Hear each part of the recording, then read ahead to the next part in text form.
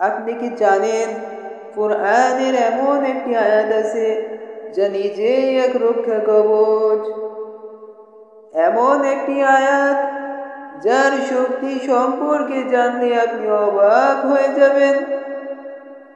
আজ আমরা জানবো আয়াতুল কুরসি এর মাহাত্ম্য, একটা বাস্তব জীবনের গল্প, সাথে তাফসীর ও কোরআনের আলোকে।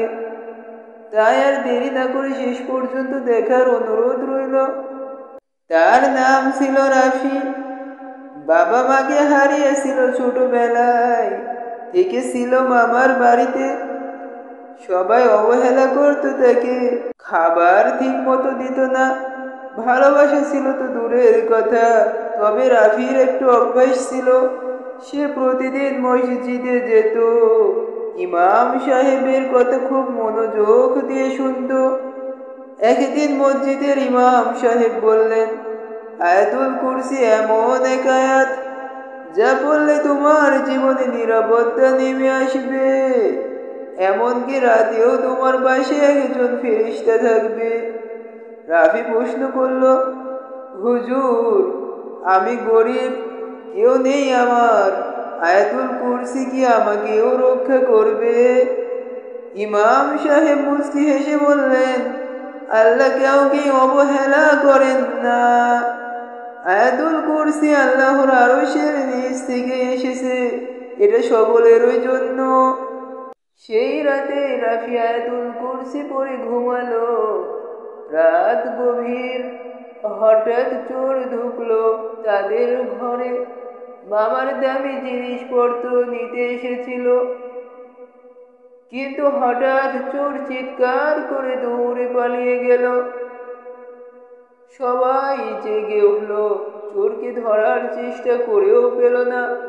পরদিন লোকেরা বলল, চোর বলেছে একটা সাদা পোশাক পরা বিশাল লোক তাকে থামিয়েছে, আর সেই লোক চোখে আগুনের মতো জ্বলছিল। সবার চোখ কপালে, কিন্তু রাফি শুধু হেসে বলল, হুজুর বলেছিলেন না আয়াতুল কুরসি বললে রক্ষা হয়? আয়াতুল কুরসি সূরা আল বাকারার 255 নম্বর আয়াত। এই আয়াতে আল্লাহ বলছেন, আল্লাহু লা ইলাহা ইল্লা হুয়াল হাইয়ুল কাইয়্যুম।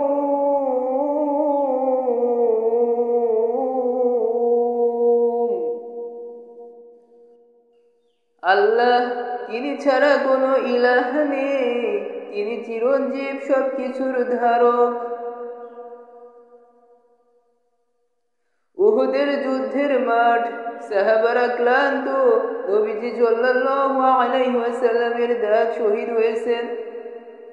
উহুদের দিনে যখন মুসলিম বাহিনী বিপর্যস্ত, তখন নবীজি সাল্লাল্লাহু আলাইহি ওয়াসাল্লাম বলেছিলেন, আল্লাহই চিরঞ্জীব, আমরা তারই জন্য আত্মহরি। সহিহ বুখারীর 4073 নম্বর হাদিস। এই আয়াতে আমাদের শেখায়, আল্লাহই একমাত্র অবিনশ্বর শক্তি, তার উপরই ভরসা রাখো। লা তাখুযুহু সিনাতুন ওয়ালা নাওম, তাকে তন্দ্রাও স্পর্শ করে না, নিদ্রাও নয়। হিজরতের রাত, নবীজি সাল্লাল্লাহু আলাইহি ওয়াসাল্লাম ও আবু বকর রাদিয়াল্লাহু আনহা লুকিয়ে আছেন। মক্কা থেকে মদিনার পথে কাফেররা নবীজি সাল্লাল্লাহু আলাইহি ওয়াসাল্লামকে ঘিরে ধরেছেন, কিন্তু আল্লাহর জাগ্রত হেফাজতে আবু বকর রাদিয়াল্লাহু আনহাকে নবীজি সাল্লাল্লাহু আলাইহি ওয়াসাল্লাম বললেন, ভয় পেও না, আল্লাহ আমাদের সাথে আছেন। সহিহ বুখারীর 3653 নম্বর হাদিস। আল্লাহ কখনো ঘুমান না, এই আয়াতে সেই অদৃশ্য সুরক্ষার প্রতীক। লাহু মা ফিস সামাওয়াতি ওয়া মা ফিল আরদ, আসমান ও জমিনের সব কিছুই তারই মালিকানায়। বদরের যুদ্ধ মুসলিম বাহিনীর সংখ্যা মাত্র 313, শত্রুপক্ষ ছিল 3 গুণেরও বেশি। বদরের দিনে নবীজি সাল্লাল্লাহু আলাইহি ওয়াসাল্লাম দোয়া করলেন, হে আল্লাহ, এই সামান্য দল যদি আজ ধ্বংস হয় তো পৃথিবীতে তোমার ইবাদত কে করবে? সহিহ মুসলিম 1763 নম্বর হাদিস। আল্লাহর মালিকানায় সব কিছু, বিজয় শুধু তারই হাতেই হবে। মান যাল্লাযী ইয়াশফা'ু ইনদাহু ইল্লা বিইযনিহি, কে আছে যে তার অনুমতি ছাড়া শাফায়াত করবে? কিয়ামতের দিন মানুষ হতভম্ব। নবীজি সাল্লাল্লাহু আলাইহি ওয়াসাল্লাম সিজদায় পড়ে শাফায়াত চাইছেন আল্লাহর কাছে। কিয়ামতের দিন নবীজি সাল্লাল্লাহু আলাইহি ওয়াসাল্লাম বলবেন, উম্মতের জন্য শাফায়াত চাই। আল্লাহ তখন বলবেন, তোমাকে অনুমতি দিলাম। সহিহ বুখারী 7410 নম্বর হাদিস। শাফায়াত আল্লাহর ইচ্ছাধীন। وسع كرسيه السماوات والأرض, তার কুরসি আসমান জমিনকে পরিবেষ্টন করে আছে। আবু যর রাদিয়াল্লাহু আনহা নবীজি সাল্লাল্লাহু আলাইহি ওয়াসাল্লামকে জিজ্ঞেস করলেন, আল্লাহর কুরসি কত বড়? আবু যর রাদিয়াল্লাহু আনহা বললেন, ইয়া রাসূলুল্লাহ, কুরসির আকার কি? নবীজি সাল্লাল্লাহু আলাইহি ওয়াসাল্লাম বললেন, সাত আসমান ও জমিন।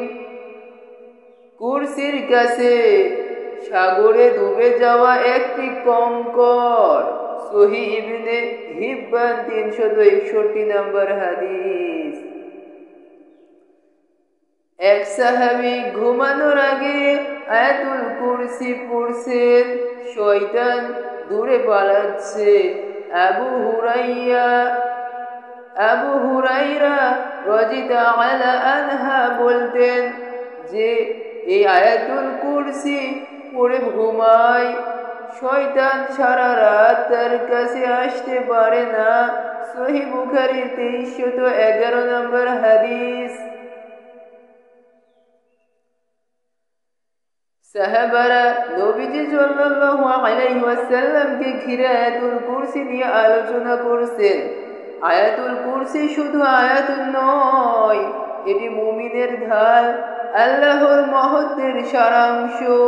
নবীজি সাল্লাল্লাহু আলাইহি ওয়াসাল্লাম বলতেন, এটি পড়ো, আল্লাহ তোমাকে হেফাজত করবে।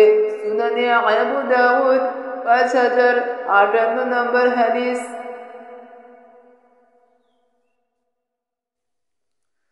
প্রিয় ভাই ও বোনেরা, আমরা অনেক সময় বিভিন্ন ঝামেলায় পড়ে যাই।